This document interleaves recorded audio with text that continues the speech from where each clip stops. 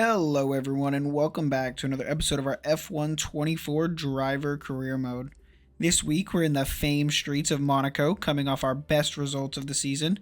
So let's carry that momentum into practice here in Monaco and hopefully have a strong start to the race weekend. One of the most demanding circuits on the calendar. We're back here in Monaco, ready for another weekend of classic motorsport action. Plenty of data to find here in practice. A very warm welcome. Okay, don't worry about tyres, just give it everything. In this test, we just want to make sure we can lap close to our rival's pace. Unfortunately, I was having some audio issues for practice and qualifying, so I'm going to have to voice over both of those sessions. We will have live commentary for the race though, so that is a plus. As we are in the green here and looking to get our third purple score of the weekend. We did manage to get a purple score in both the track acclimation program before this and the race strategy, as we just barely nudged the wall on the inside there. Look to send it into every single corner. We're just trying to find the grip on the softs here and really find the limit, as we take way too much curb into the hairpin, and that dips the practice program all the way down into the red. Now we're going to need to focus up the rest of this lap and hopefully bring home our third purple score of the weekend.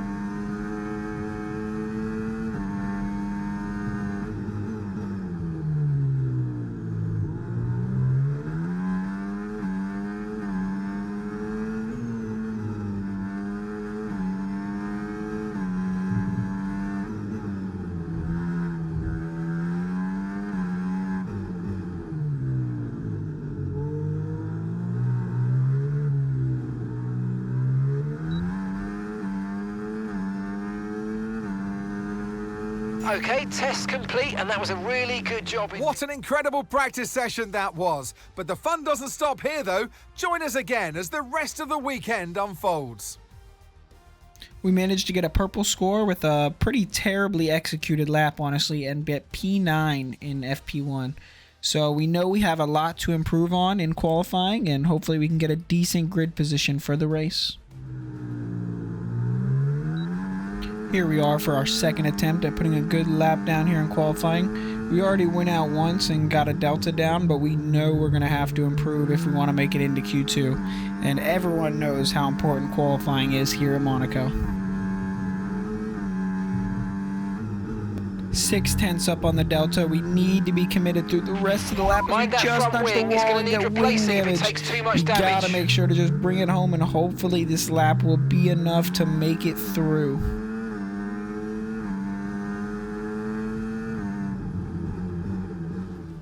Fortunately, that's both the Alpines through Q1 and into Q2. Hopefully we'll have a nice Q2 here and maybe challenge for Q3. We know how important grid position is here in Monaco.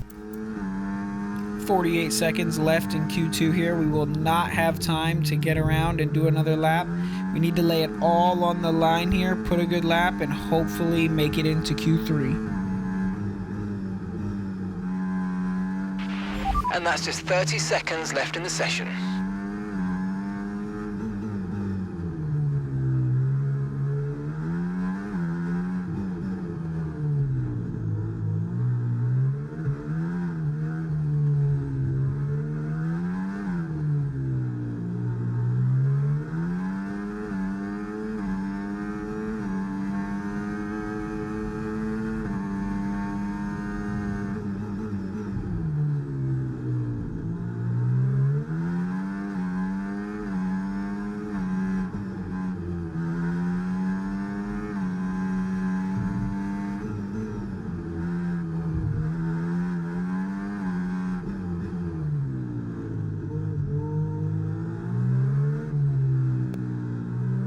After a beautiful final sector, we're 9/10 up on the delta. What's it going to be across the line? P9, and we just make it into Q3 here in Monaco.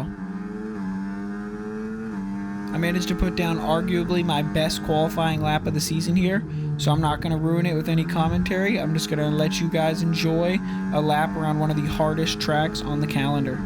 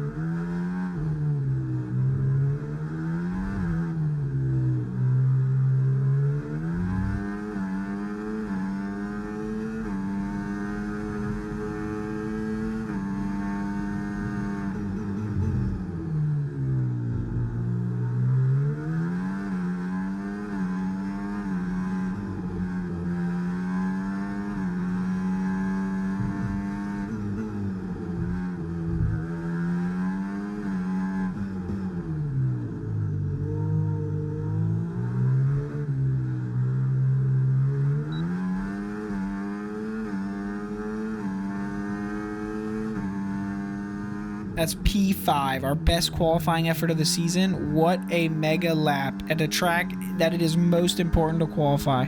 Hopefully we can carry that momentum into the race.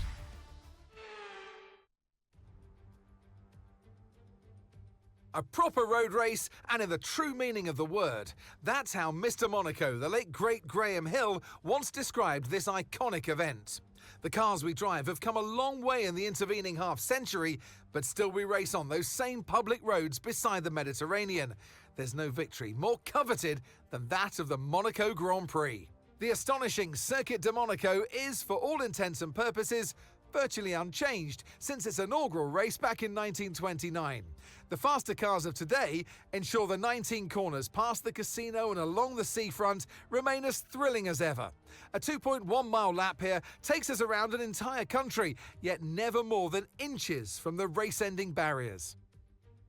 Off the back of a fantastic qualifying session, it's time to see how our starting grid looks like for today's race. Max Verstappen put in a fantastic lap yesterday, and he'll start from pole position, edging out Sergio Perez, who lines up P2. Looking down the rest of the grid, we have Sainz, Fernando Alonso, Fittipaldi, Hamilton, Leclerc, Russell, Norris, Oscar Piastri, Ricciardo, Albon, Stroll, Gasly, Tsunoda, Magnussen, Hülkenberg, Joe, Sargent, and Valtteri Bottas begins the race from the back of the grid.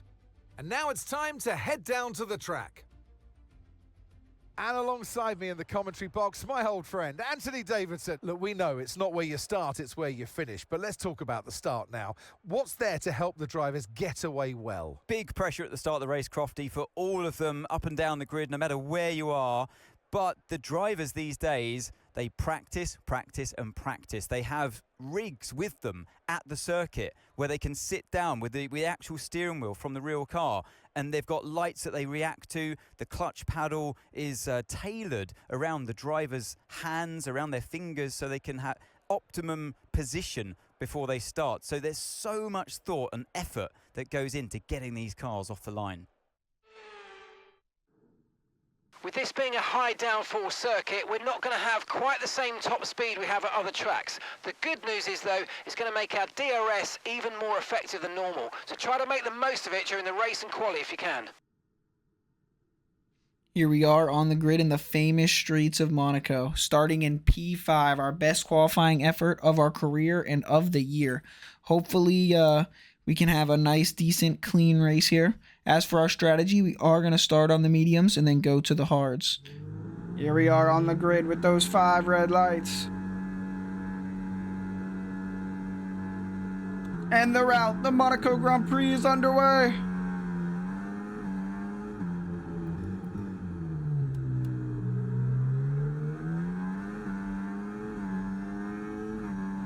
Here's a second look at the race start as it's lights out and away we go.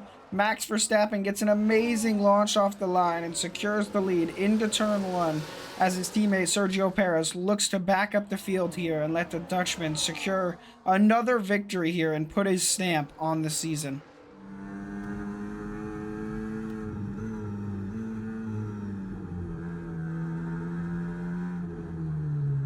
Looks like Alonso might edge Sainz here.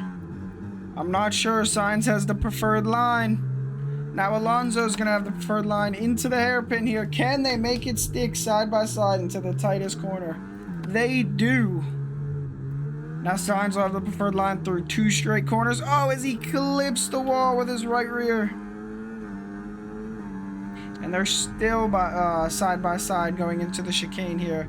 The 2 Red Bull drivers in first and second are absolutely loving it.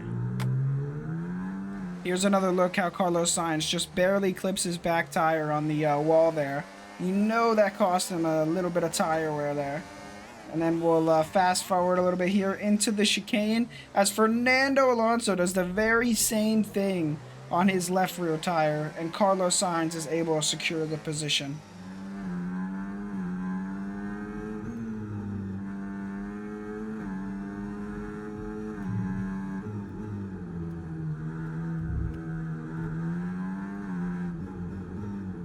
just nudged the wall there.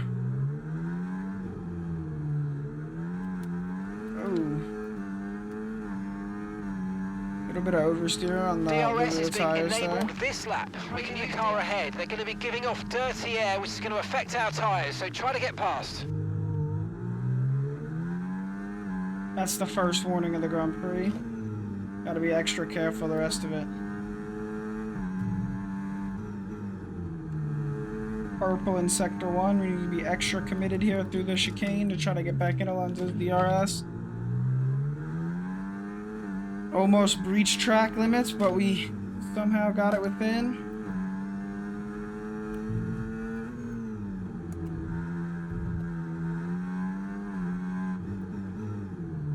And we've closed back into Alonso's DRS.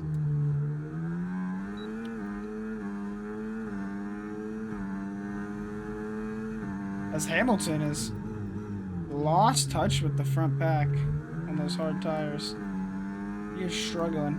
I'm sure as the stint goes on, though, he'll probably be able to close the gap once those hard tires come into a better window, but we'll have to wait and see.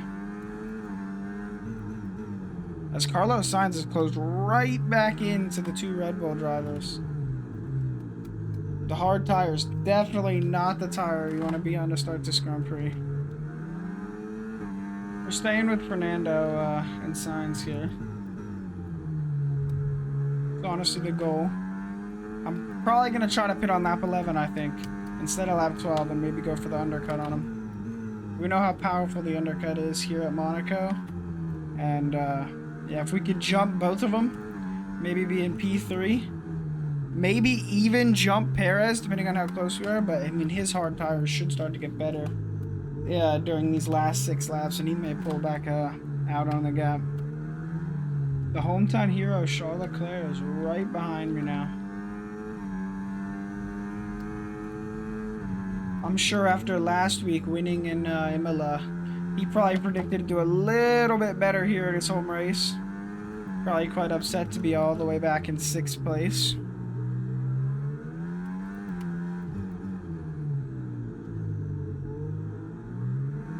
I feel like I have pretty good pace here.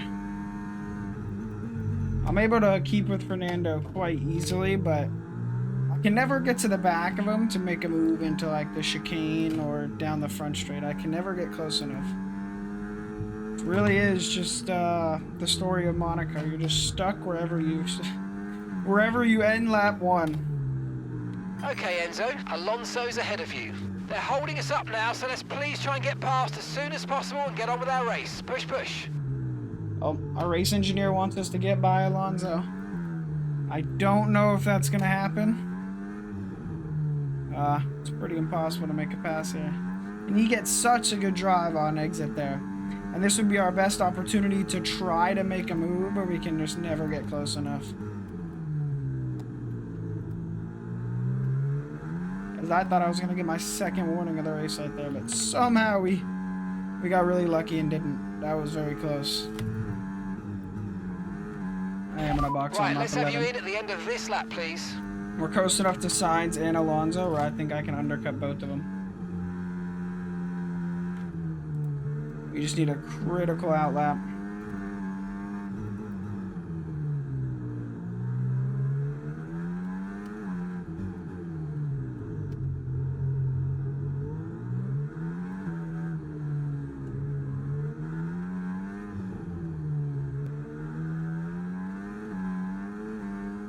If everything goes right here during this pit stop sequence, it could be challenging for a podium here in Monaco. But still a long way to go. And this is one track where you cannot count your chickens before they hatch. Okay, forget the targets for now. We've got to focus on the pit stop. All right. Come on, come on. Nice clean pit stop, boys. Nice clean pit stop, boys. Oh my god. I jinxed it. I jinxed it. 4.1. We lost 2 seconds. Oh, the one We had time an we issue needed a good attaching the pit front stop. right wheel. I know it's not ideal, but let's try and put that behind us and get back into this race. That was our last stop. No more scheduled pit stops. Let's go. And we came out right behind Botas. This went about as terrible as you could have it go. So we're most likely gonna get blocked by slow cars.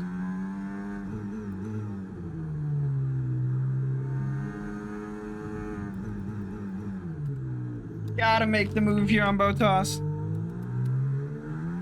Can't let him hold me up. We make it stick.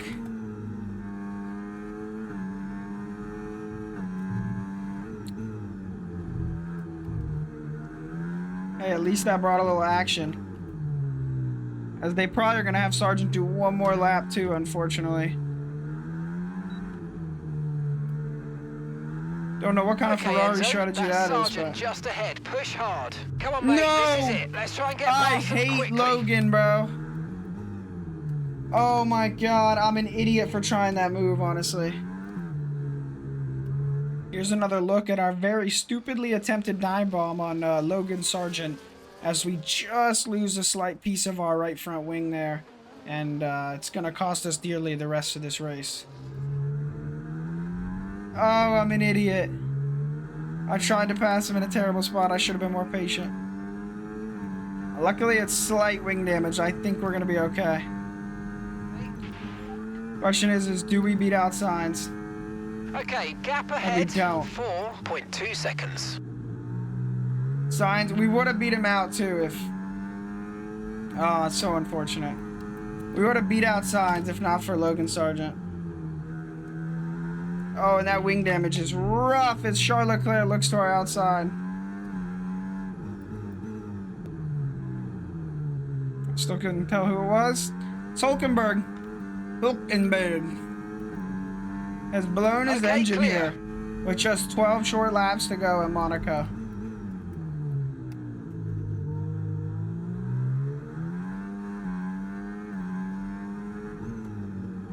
As we need to do our best defensive driving we can here with wing damage to try to hold off the hometown hero and bring it home, and I believe we're net P4 right now.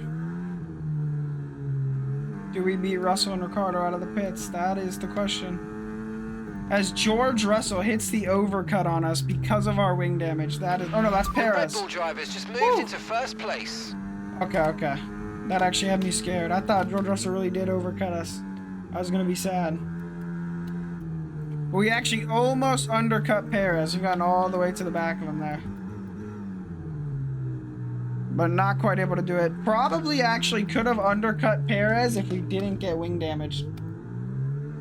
This is hindering my pace by quite a bit. We're holding on quite nicely. This is a long last 10 laps, so I'll tell you that. Every lap feels like eternity.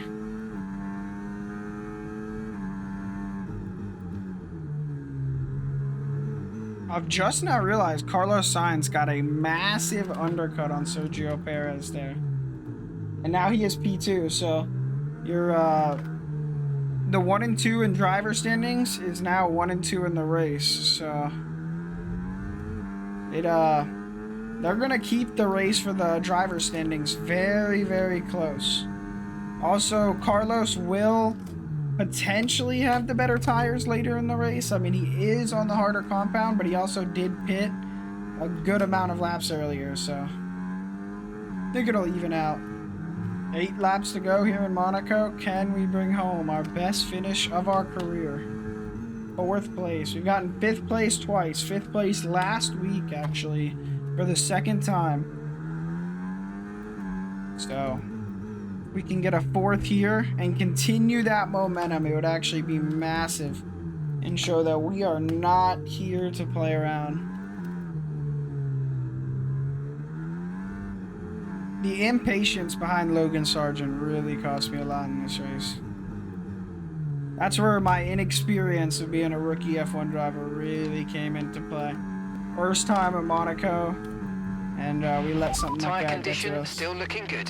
Should have just rode out the 1 lap behind him if I couldn't make a safe pass, and This race will be looking majorly different. I think I potentially could have undercut Perez for P3. And we could have been looking at a podium. But instead, we're back here in 4th and just holding on for dear life. But if I can hold on to the 4th, I'll still be thrilled. First time here in Monaco in an F1 car for Enzo Fittipaldi, the Brazilian driver. The last Brazilian driver to dominate the streets of Monaco was Ayrton Senna. I'm hoping to emulate some of him over the course of my career. I want to get a few Monaco Grand Prix victories. And after what we've showed this weekend, I think we're strong at Monaco. You put us in a Mercedes or a Ferrari, and I think we would had a lot better chance here. Fortunately, we're in not the greatest car. But like I said earlier, I do believe... Oh, this is the track where Charles Leclerc just pit maneuvers us. I do believe this is a track where the safety car is deployed. We need to form up at... Charles Leclerc is just completely fed up with us slowing him down, and he dive bombs laid in there and pit maneuvers us. And it does end up bringing out the safety car. We'll take one more look at it here from Charles's point of view as he dives to the inside. We don't leave him any space, and he pit maneuvers us. And now the safety car is out with 3 laps to go, and the Monegasque driver is forced to pit for a new wing.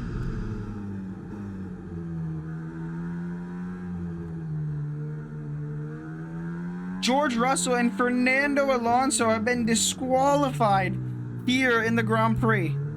There's going to be 2 laps to go after this late race safety car with a bunch of drama. Can Carlos Sainz challenge Max Verstappen, or will the 3 top cars just hold position? As we're going to look to just hold on to 4th place here with our massive damage. As we get a massive start over Oscar Piastri there, so we got to go really careful into turn 1. An insane amount of understeer. We have a critically damaged floor. I know they said we have damage to the side pods. And we have a damaged front wing. But we're still somehow here in 4th position, looking to get our best finish of the season and our career. I don't understand it, but we'll take what we can get as Oscar Piastri looks to dive bomb to the inside of us there, and we hold them off. As now we have red wing damage, and this last lap is going to be so hard for us to maintain. Here's another look at Oscar Piastri sending it up our inside, right in the same spot Charles Leclerc did, but doing a lot better job of it. But we still managed to hold them off, and now it's one more lap. Can we bring home 4th here in Monaco? Piastri wanted to do everything he could to get by there. One last lap here at Monaco. Can we hold off the young Australian?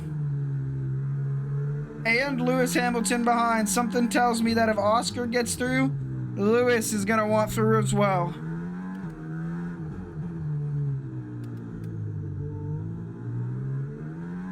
Luckily, there's just nowhere for Oscar to go here, as we're going to nurse it back around one more time through the tunnel, down to the chicane.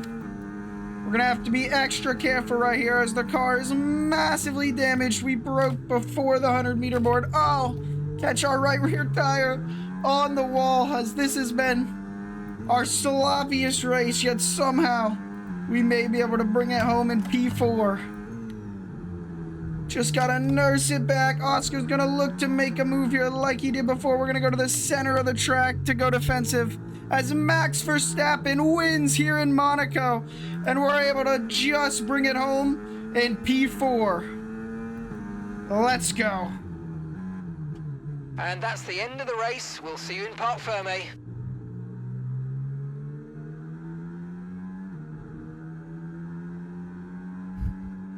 As Yuki Tsunoda brings home driver of the day. The Japanese driver, I do believe, snuck into the points. We're going to be hearing that Dutch national anthem again, because it's victory for Max Verstappen.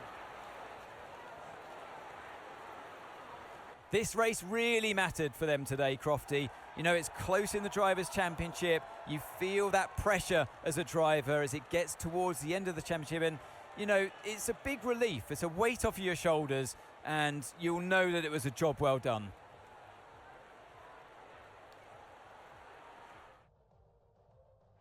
Red Bull put up an outstanding fight for the front position today, and it's great to see it paid off for them. They do so much for the sports that you can't help but be delighted by today's race win.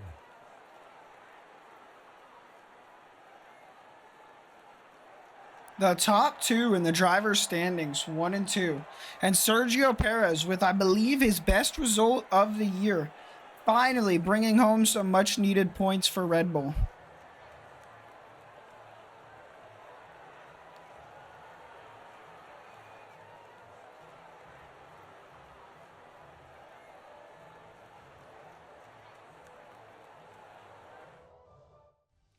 What a thrilling Monaco Grand Prix. Max Verstappen wins again with Carlos Sainz, his championship rival, in second.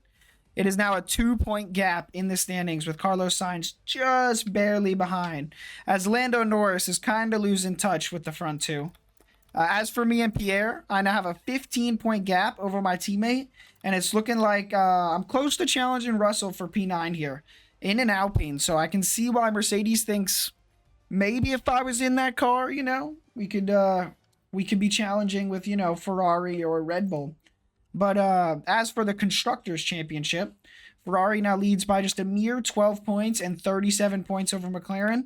It's still a 3-horse race in the Constructors, especially if Sergio Perez's form dips over these next couple races, which very well could happen. We know he's good on the street circuits and had a great race this weekend, but can he deliver on the traditional circuits? That's what it's going to come down to for Red Bull. If not, it'll probably be a 2-horse race between McLaren and Ferrari because they're the best driver pairings out of the three, honestly. Ferrari is still leading the Constructors with the 5th worst car, which is absolutely crazy. And yeah, thank you to everyone who watched the video. Please like and subscribe, and you guys have a great day.